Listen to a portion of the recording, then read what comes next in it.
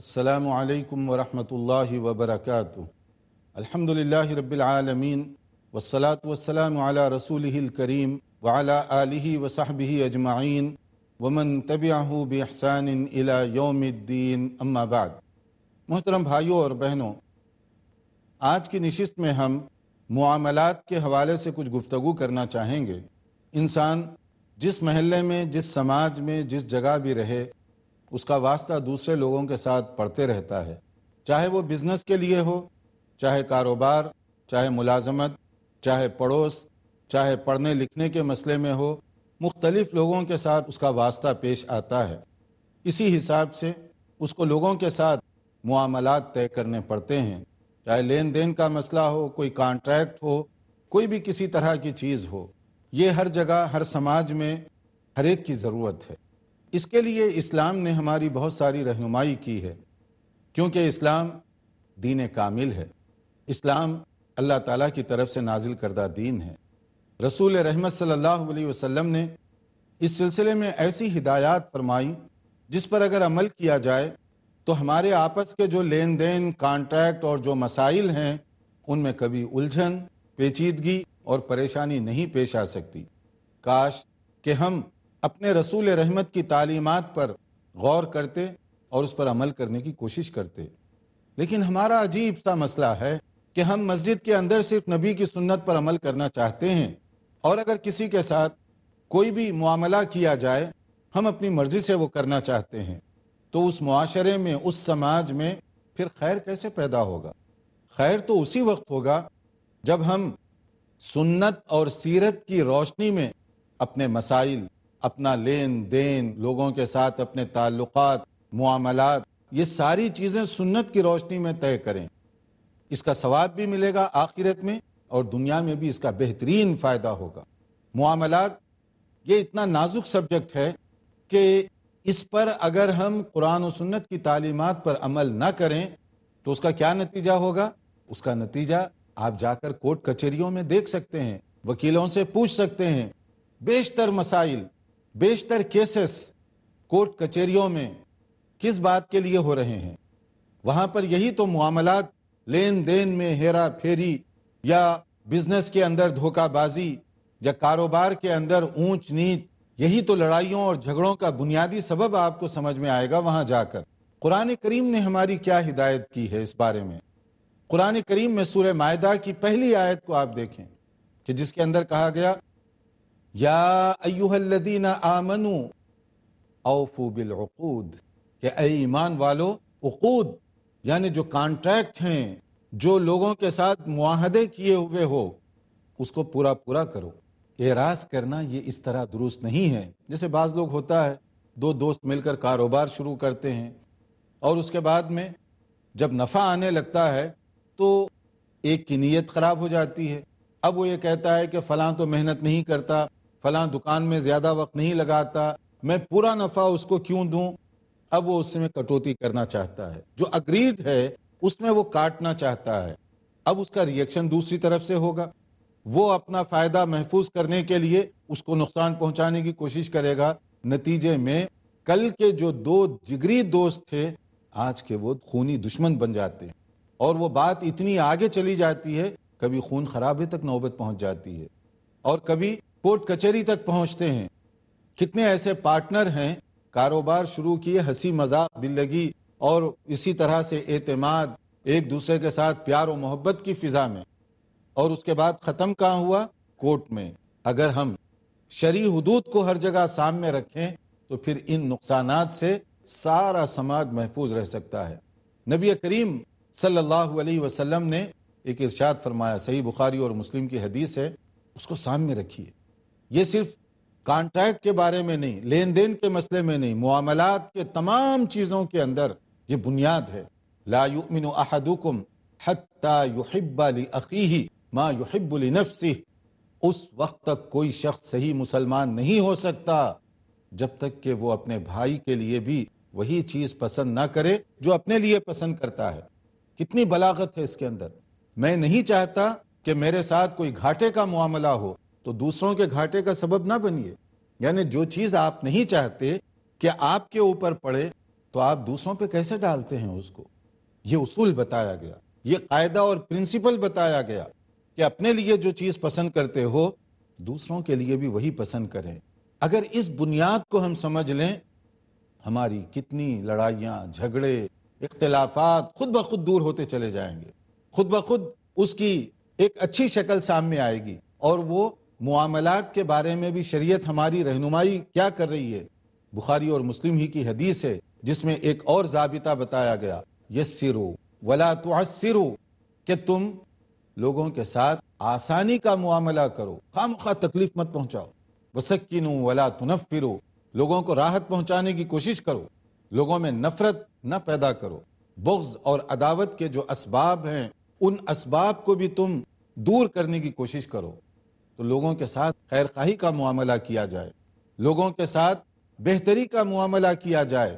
اس کے لیے سورہ توبہ کے اندر آپ دیکھیے کہ شروع میں مختلف ہدایات دی گئیں، ان کا خلاصہ یہ ہے کہ اگر کسی کے ساتھ کوئی اگریمنٹ کیا جائے تو پھر کیا کرو؟ اس کو پورا کرو۔ کیسے آپ پورا کریں گے؟ مثلا کاروبار آپ نے شروع کیا، طے ہوا ایک پرسنٹیج جو بھی نفع آئے گا ہم 50-50 تقسیم کریں گے مثال کے طور پر۔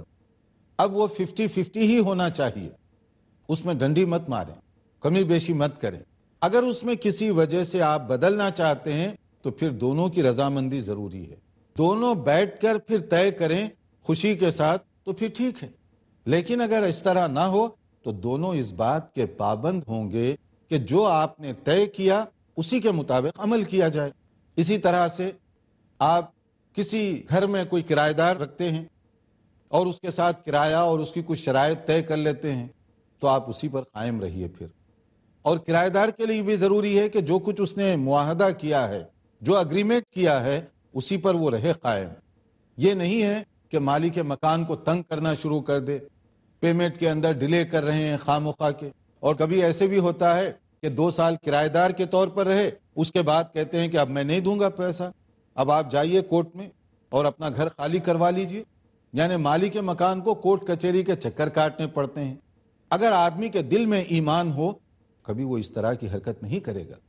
اسی طرح سے اگر آپ کسی کے ساتھ بھی کوئی بھی معاملہ کرتے ہیں، کوئی کانٹریکٹ کرتے ہیں، کوئی اگریمنٹ کرتے ہیں تو اس کے جو تقاضے ہیں دونوں طرف سے اس پر آپ اتریے، یہی شریعت کا حکم ہے۔ اور جیسے قرض وغیرہ کے مسئلے ہیں، قرض وغیرہ کے مسئلے میں آپ دیکھیے نبی کریم صلی اللہ علیہ وسلم کا نمونہ، آپ کا اسوہ ہمارے سامنے کیسے آتا ہے۔ کم سے کم ان واقعات کو سمجھیں۔ اسی لیے ہم کہتے ہیں دین اسلام کامل ہے، جامع ہے، بشرطے کہ ہم مسلمان بھی اس جامع دین کو سمجھیں اور اپنی زندگی کے تمام گوشوں میں اس پر عمل کریں تاکہ جامعیت کا تصور سامنے رہ سکے۔ نبی کریم صلی اللہ علیہ وسلم ایک مرتبہ تشریف فرما تھے، ایک بدو آیا اور وہ چادر ڈال کر آپ کی گردن کو ہلانا شروع کر دیا جس سے آپ کو نشان پڑ گئے۔ تو صحابہ کرام کے لیے یہ بڑا نازک سا موقع تھا، صحابہ کرام چاہتے تھے کہ اس کو روکیں، مگر نبی صلی اللہ علیہ وسلم نے صحابہ کرام کو یہ ہدایت دی کہ تم کوئی حرکت ایسی مت کرو جس سے اس کو نقصان پہنچے۔ البتہ مجھے اس بات کی ایڈوائز کرو کہ میں نے اس کے ساتھ جو کچھ دین لین کا معاملہ کیا اس پر میں پورا اتروں۔ اور پھر آپ نے اس کو ہدایت دی کہ تم نے جو کانٹریکٹ کیا ہے ابھی اس میں ٹائم باقی ہے، صبر اور حوصلے سے کام لو۔ مطلب کیا ہے کہ آپ نے اس کی غلط کارروائی کے باوجود ری ایکشن کا مظاہرہ نہیں فرمایا۔ آپ نے اس کے ساتھ جو کانٹریکٹ کیا تھا، جو معاہدہ آپ کے ساتھ تھا، اس کی غیر شائستہ حرکت کے باوجود آپ اسی معاہدے پر قائم رہے، اسی اگریمنٹ پر آپ قائم رہے۔ تو اس کا معنی یہ ہوا کہ مسلمان کے لیے ضروری ہے جو معاہدہ کرے اس معاہدے پر آخری دم تک قائم رہے، ورنہ دھوکہ دینا، جھوٹ بولنا، مکر و فریب کرنا یہ شریعت کے اندر کسی طرح بھی درست نہیں ہے۔ ہمارا تو بعض اوقات حال یہ ہے کہ دوسرے پارٹنر تو پارٹنر رہے، ایک گھر میں 2 بیٹوں کے ساتھ انصاف کا معاملہ نہیں کرتے۔ ایک گھر میں 2 بیٹوں کو دیتے وقت باپ کوشش کرتا ہے کہ کسی کو زیادہ دے، کسی کو کم دے، کسی کا حق مار دے اور کسی کو ضرورت سے زیادہ دے دے۔ یہ بے انصافی اگر ہم گھروں میں کریں گے، اولاد کے ساتھ کریں گے، تو باہر والوں کے ساتھ کیا انصاف کریں گے؟ کیا عدل کا معاملہ کریں گے؟ نبی کریم صلی اللہ علیہ وسلم کی خدمت میں ایک صحابی آئے اپنے بیٹے کو لے کر، اس کو کچھ دینا چاہتے تھے، وصیت کرنا چاہتے تھے۔ اب ان کی جو محترمہ تھیں بہت ہوشیار تھیں، انہوں نے کہا کہ آپ جو بیٹے کو دینا چاہتے ہیں اس کے لیے گواہ بنا لیجئے، اور گواہ کس کو بنائیے؟ نبی صلی اللہ علیہ وسلم کو، کیونکہ وہ جانتی تھیں کہ نبی صلی اللہ علیہ وسلم اگر کسی مسئلے میں گواہ بن جائیں تو وہ بات پکی ہو گئی۔ اب وہ آئے نبی صلی اللہ علیہ وسلم سے، انہوں نے اپنی فریاد کی کہ میں آپ کو گواہ بنا کر یہ بچے کو یہ دینا چاہتا ہوں۔ نبی صلی اللہ علیہ وسلم نے اس سے پوچھا کہ تمہارے ایک ہی بیٹا ہے؟ انہوں نے کہا نہیں، اور بھی ہیں۔ تو کہا جو تم اس کو دے رہے ہو کیا دوسروں کو بھی اسی طرح دے رہے ہو؟ اس نے کہا کہ نہیں دے رہا ہوں۔ تو آپ نے فرمایا کہ ظلم اور زیادتی پر تم مجھے گواہ بنانا چاہتے ہو، یعنی دوسرے بچوں کو دیے بغیر بے انصافی کے ساتھ ایک ہی بچے کو دے کر مجھے گواہ بنانا چاہتے ہو؟ آپ نے اس کو پسند نہیں فرمایا۔ تو یہ انداز تھا نبی کریم صلی اللہ علیہ وسلم کا کہ دین لین چاہے ماں باپ اور اولاد کے درمیان بھی ہو، اس میں بھی انصاف کو سامنے رکھنا چاہیے، عدل کے تقاضوں پر پورا اترنا چاہیے۔ ناظرین دیکھتے رہیے پروگرام، ایک مختصر وقفے کے بعد دوبارہ حاضر ہوں گے انشاءاللہ۔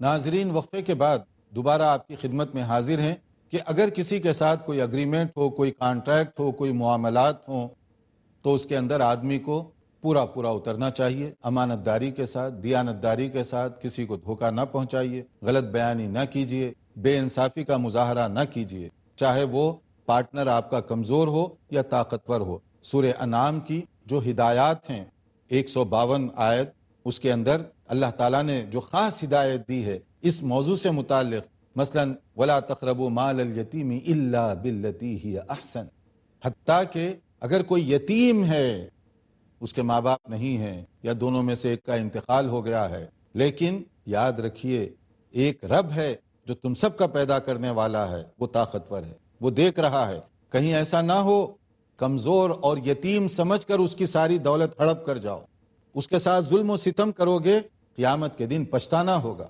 یہ مال جو ظلم و ستم سے تم کھا رہے ہو، گویا کہ اپنے پیٹ میں جہنم کی آگ بھر رہے ہو، اپنے پیٹ کو جہنم کے شعلوں سے بھر رہے ہو، کل قیامت کے دن پچھتانا پڑے گا۔ اس لیے کہا گیا کہ اگر یتیم کے ساتھ بھی تم ظلم اور زیادتی کا معاملہ کرو گے، اللہ تعالیٰ کو یہ چیز سخت ناپسند ہے، اس کے ساتھ انصاف کا معاملہ کیجیے۔ اور اسی طرح سے لوگوں کے ساتھ کبھی ناپ تول دین لین کی جو بات ہوتی ہے، اس میں بھی عدل کا پیمانہ ہونا چاہیے، اس میں بھی انصاف کا پیمانہ ہونا چاہیے، جیسے کہ ہمارے لیے کہا گیا سورہ اسراء آیت نمبر 34، اس کو بھی آپ دیکھیے، جس میں کہا گیا کہ وَأَوْفُوا الْكَيْلَ إِذَا كِلْتُمْ، جب تولو انصاف کے ساتھ، برابری کے ساتھ، اسکیل صحیح ہونا چاہیے، ترازو آپ کی صحیح ہونی چاہیے، تاکہ آپ کسی کے ساتھ ظلم اور زیادتی نہ کریں۔ وَزِنُوا بِالْقِسْطَاسِ الْمُسْتَقِيمِ، برابر انصاف کے ساتھ تولو، کسی کے ساتھ ظلم اور زیادتی نہ ہونے پائے، ورنہ کیا ہوگا؟ لین دین میں کمی انسان کو تباہ کر دے گی۔ یہ برے اور بگڑنے والے لوگوں کی یہ علامت ہے، الذین اذا اکتالوا علی الناس یستوفون واذا کالوہم او وزنوہم یخسرون۔ کتنے برے لوگ ہیں کہ جب لیتے ہیں خوب ناپ تول کر لیتے ہیں، برابر اپنا انصاف اپنا حق لیتے ہیں، اور جب دیتے ہیں انصاف کے ساتھ دینے کے لیے تیار نہیں، مروت کرنے کے لیے تیار نہیں ہیں۔ کیا یہ لوگ اس بات پر یقین نہیں رکھتے کہ قیامت کے دن اللہ تعالیٰ کے سامنے تمہیں پیش ہونا ہے، اور یہ جو کمی بیشی کی گئی، ظلم اور زیادتی کی گئی، بے انصافی کی گئی، اور معاہدے اور اگریمنٹ کے خلاف کام کیا گیا، کل اللہ رب العالمین کے سامنے جب کھڑا کیے جاؤ گے کیا جواب دے گو؟ کیسے تمہاری برات ہو سکے گی؟ اس کے لیے سورہ شعراء کے اندر حضرت شعیب علیہ السلام، جن کا ذکر مختلف جگہوں پر کیا گیا، مگر ان کی قوم میں جو بگاڑ پیدا ہوا، یہ ناپ تول کے مسائل، یہ معاملات، یہ اگریمنٹ، یہ لوگوں کے ساتھ جو ڈیلنگ ہوتی ہے، اس میں کمی بیشی بے انصافی کی بری عادت پڑ گئی تھی ان کے، اور حضرت شعیب علیہ السلام نے سمجھانے کی کوشش کی مگر فائدہ نہیں ہوا۔ سورہ شعراء میں اس قوم پر آنے والے عذاب کا تذکرہ کیا گیا، آیت 189 اور 190، اس کو آپ پڑھیے سورہ شعراء کی، جس میں دل ہلا دینے والا واقعہ پیش کیا گیا، جس کا خلاصہ کچھ ایسے ہے کہ ایک حد تک نبی بات بتاتے رہے، بات لوگوں کی سمجھ میں نہیں آئی، کیونکہ وہ چاہتے تھے کہ جہاں سے مل رہا ہے لے لو، یہ مت دیکھو حرام حلال جائز ناجائز یہ سب چیزوں میں جانے کی ضرورت نہیں ہے. لوگوں کو دھوکہ دے کر سمجھتے تھے یہ ہماری ذہانت ہے، یہ ہماری اسکل ہے، ہم زیادہ سے زیادہ کمانا چاہتے ہیں. اللہ کے نبی نے روکا، نہیں رکے. پھر اس کے بعد کیا ہوا؟ عذاب آیا. کیسے عذاب آیا؟ ایسے لگتا تھا کہ سخت جھلسا دینے والی گرمی چھا گئی ہے، لوگ پریشان تھے. اور اس کے بعد کچھ ایسے ہوا کہ بدلی چھائی، اور سخت گرمی کے دنوں میں جب بادل چھا جائے تو اس سے کچھ فرحت کا احساس ہوتا ہے. تو لوگ وہاں پر جمع ہوئے. جب لوگ جمع ہوئے، گاؤں سے ادھر ادھر سے لوگ جمع ہوئے ٹھنڈی ہواؤں کے اندر، کہ گرمی کے موسم میں بادل چھایا ہوا ہے. اس کے بعد کیا ہوا؟ وہ بادل پھٹا، آگ کے شعلے ان پر گرنا شروع ہو گئے، اور عین اس وقت میں زمین میں زلزلہ پیدا ہوا، اس سے خوفناک آوازیں نکلی. یہ ایسی قوم ہے جس کو بیک وقت اللہ تعالیٰ کی طرف سے 3 قسم کے عذاب میں مبتلا کر کے ختم کر دیا گیا. آسمان سے شعلے برسائے گئے، زمین پھاڑ دی گئی ان کے لیے، اور اس پہ خوفناک آوازوں کا اضافہ ہوا. یہ کس قوم کا انجام تھا؟ یہ کس قوم پر آنے والا عذاب تھا؟ یہ وہ قوم تھی جو لوگوں کے ساتھ ناانصافی کرتی تھی. معاملات کے اندر ان کے ساتھ جو معاملات اور معاہدے ہوتے ان کو توڑ دیتے، دھوکہ بازی مکر و فریب سے اپنی دنیا بنانا چاہتے تھے. دینے کا پیمانہ کچھ اور، لینے کا پیمانہ الگ. دیتے تو کم کر کے تولتے، لیتے تو برابر برابر ناپا کرتے تھے. یہ وہ قوم کا عذاب ہے جس کو تو آج ہم مارکیٹ میں چلے جائیں، لوگوں کے سامنے چلے جائیں، کوئی گناہ نہیں سمجھتے اس کو. حالانکہ یہ اتنا بڑا گناہ ہے کہ ایک پوری قوم اس کی وجہ سے تباہ ہوگی. تو یہ عبرت ہے ہمارے لیے. یہ سمجھنا چاہیے کہ آپ غلط طریقے سے اگر لوگوں کو نقصان پہنچائیں گے تو اللہ رب العالمین کی طرف سے کس طریقے سے عذاب کا کوڑا برس سکتا ہے. اسی لیے ہمارے لیے یہ حکم دیا گیا کہ لوگوں کے ساتھ عدل کا، انصاف کا معاملہ کرو. ہمارے نبی صلی اللہ علیہ وسلم نے تو اپنے پڑوسی کے ساتھ بہتر سے بہتر معاملہ کرنے کا، بہتر سے بہتر سلوک کرنے کا حکم دیا. بلکہ آپ فرماتے ہیں، جیسے بخاری اور مسلم کی ایک حدیث ہے، نبی کریم صلی اللہ علیہ وسلم نے فرمایا ما زال جبرائیل یوسینی بالجار. جب بھی جبرائیل آتے پڑوسی کے بارے میں، نیبر کے بارے میں بار بار تاکید کرتے کہ ان کے ساتھ اچھا سلوک کرو، ان کے ساتھ اچھا سلوک کرو. حتی ظننت انہ سیورثہ، نبی صلی اللہ علیہ وسلم فرماتے ہیں کہ یہ گمان ہونے لگا کہ شاید حضرت جبرائیل بعد میں آئیں گے تو یہ پیغام لائیں گے کہ پڑوسی بھی وارث بن سکتا ہے. جیسے اولاد بنتی ہے، رشتہ دار بنتے ہیں، پڑوسی کے لیے بھی یہ حکم لا سکتے ہیں. حالانکہ یہ حکم نہیں آیا، مگر اتنی تاکید کی گئی، اتنی تاکید کی گئی کہ تم پڑوسی کے ساتھ بہتر سلوک کرو، بہتر معاملہ کرو، اس کو کوئی نقصان نہ پہنچنے پائے. اسی لیے آپ دیکھیں گے حدیث اور فقہ کی کتابوں میں کتاب البیوع، اس کی بڑی اہمیت ہے. خرید و فروخت، لین دین، اس کے آداب کیا ہیں. مثلا کھیتی باڑی کا مسئلہ ہے، ہمارے پاس ایکسپلائٹیشن، استحصال کا نظام ہے کہ لوگوں پر زیادہ سے زیادہ ظلم کرو. اپنا مال تو بناؤ، دوسروں کو دینے کی کوشش مت کرو. نتیجہ کیا ہوتا ہے؟ ایک کسان 1 سال محنت کر کے فقیر اور کنگال ہی رہتا ہے. اس کے پیسے، اس کی عزت، اس کی زندگی گروی رکھی ہوئی ہوتی ہے وہ مالک کے پاس جو کھیت کا مالک ہے یا زمین کا مالک ہے. اسی طرح سے خرید و فروخت کے مسئلے میں تو یہاں تک ادب بتایا گیا کہ دیہات کے رہنے والے اگر کوئی چیز، سبزی ترکاری وغیرہ، کوئی ویجیٹیبل ہے تو آپ وہاں پر جا کر اگر خرید رہے ہیں، اس شرط کے ساتھ جائز ہے کہ مارکیٹ کی جو قیمت ہے ان کو بتاؤ پہلے، یا نہیں پھر ان کو آنے دو مارکیٹ میں تاکہ وہ بازار کو گھوم پھر کر دیکھیں اور وہاں جو کچھ ہے اس کے مطابق اپنی قیمت مقرر کریں. یہ نہیں ہے کہ اتنی محنت کے ساتھ وہ کام کرے اور آپ جا کر وہاں سے سستے داموں لے لیں اور پھر اس کے بعد شہر میں لا کر بہت زیادہ قیمت بڑھا چڑھا کر بیچیں. آپ تو اپنا نفع کما رہے ہیں، مگر اس غریب کی بھی آپ نے فکر کی کہ اس کو بھی کچھ ملنا چاہیے. تو اس لیے ایکسپلائٹیشن اس سے منع کیا گیا. استحصال نہ کریں، فائدہ آپ اٹھائیں مگر فائدہ پہنچائیں بھی، اس کو بھی اس کا پورا حق ملنے پائے. اسی طرح سے بعض اوقات ایسے ہوتا ہے کہ آدمی دوسروں کو نقصان کس کس طرح سے پہنچاتا ہے کہ ہم چاہتے ہیں کہ اپنا زیادہ سے زیادہ بنائیں، چاہے ان کو بنے یا نہ بنے. جبکہ ہمارے سلف صالحین کی مثال دیکھیے، امام بخاری رحمۃ اللہ علیہ، کتنا اونچا درجہ ہے. اور یہ درجہ ایسے ہی اونچا نہیں ہوتا، عمل کی اس کسوٹی پر اترنے کی وجہ سے ہوتا ہے. ایک مرتبہ ایسے ہوا، وہ کسی کو کوئی چیز بیچنا چاہ رہے تھے اور اس کے بعد کچھ ایسا معاملہ ہوا کہ جب بیچنا چاہ رہے تھے تو ان کے ذہن میں ایک قیمت آئی، اس نے ایک آفر کی، بات ابھی طے نہیں ہوئی، امام بخاری وہاں سے چلے گئے۔ ان کے ذہن میں یہ خیال آیا کہ میں اس کو بیچ دوں گا، صرف نیت کی، معاہدہ نہیں ہوا، اگریمنٹ نہیں ہوا۔ اس کے بعد کوئی اور آدمی نے اسی چیز کی زیادہ قیمت ان کو پیش کی کہ مجھے اگر بیچیں گے تو میں اتنی قیمت دوں گا۔ تو امام بخاری رحمۃ اللہ علیہ حالانکہ اگریمنٹ نہیں کیے، یہ بھی آپ پہچانیں کہ کیسے تقویٰ تھا ان کے اندر، کیسے متقی تھے وہ لوگ۔ انہوں نے کہا میں اپنی نیت کو بھی جھٹلاتا نہیں ہوں، میں اپنی نیت کو بھی نہیں جھٹلاؤں گا۔ اس لیے انہوں نے کہا اگرچہ کہ میں نے اس کے ساتھ معاہدہ نہیں کیا، مگر میرے دل میں یہ خیال آ چکا تھا کہ میں اس آدمی کو دوں گا، حالانکہ دوسرے آدمی نے قیمت زیادہ آفر کی ہے، مگر اس کے باوجود میں دوسرے کو نہیں دوں گا، کم قیمت کے باوجود پہلے ہی آدمی کو دوں گا، اور پہلے ہی آدمی کو انہوں نے دیا۔ یعنی امام بخاری رحمۃ اللہ علیہ کا تقویٰ اتنا اونچا تھا کہ وہ اپنی نیت کو بھی جھٹلانا نہیں چاہتے تھے۔ میں نے ارادہ کر لیا اسی کو دوں گا، کم قیمت صحیح، لیکن میں اپنی نیت کو بھی جھٹلانا نہیں چاہتا۔ یہاں تو لوگ اگریمنٹ کر کے، اس کو کتابت کر کے، پھر بھی اس میں دھوکہ دے دیتے ہیں، اس میں ہیرا پھیری کرتے ہیں۔ تو یہاں پر ہم کوشش کریں کہ دوسروں کو دھوکہ نہ پہنچائیں، خود بھی دھوکہ نہ اٹھائیں، معاملات کریں تو اس کے اندر کھرے اتریں، اور اس کے ساتھ اگر کسی کو قرض دیے تو کم سے کم اس بات کا خیال رکھیں، نرمی کا معاملہ کریں، وصولی کے اندر ایسا جن اور شیطان بن کر نہ سوار ہوں کہ وہ آدمی کے لیے کوئی لچک ہی نہ ہو، بلکہ کم سے کم کا مظاہرہ کریں، کم سے کم ایسا مظاہرہ کریں جس سے اسے کوئی زیادہ تکلیف نہ ہو۔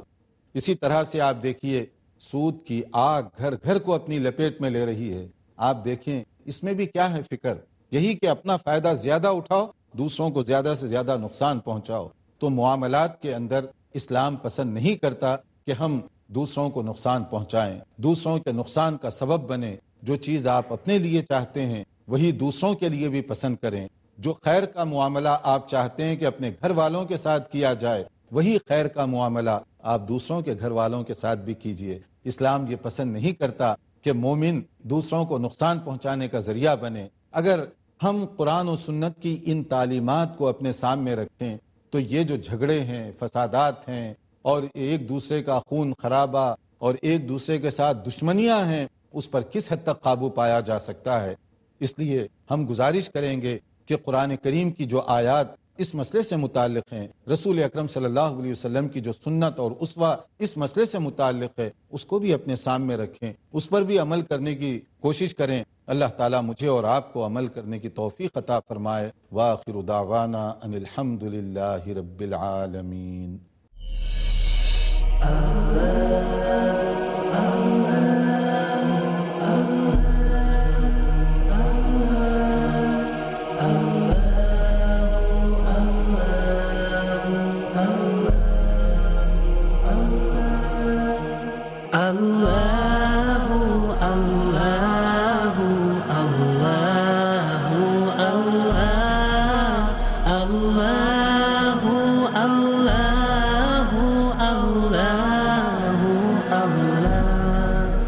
كنز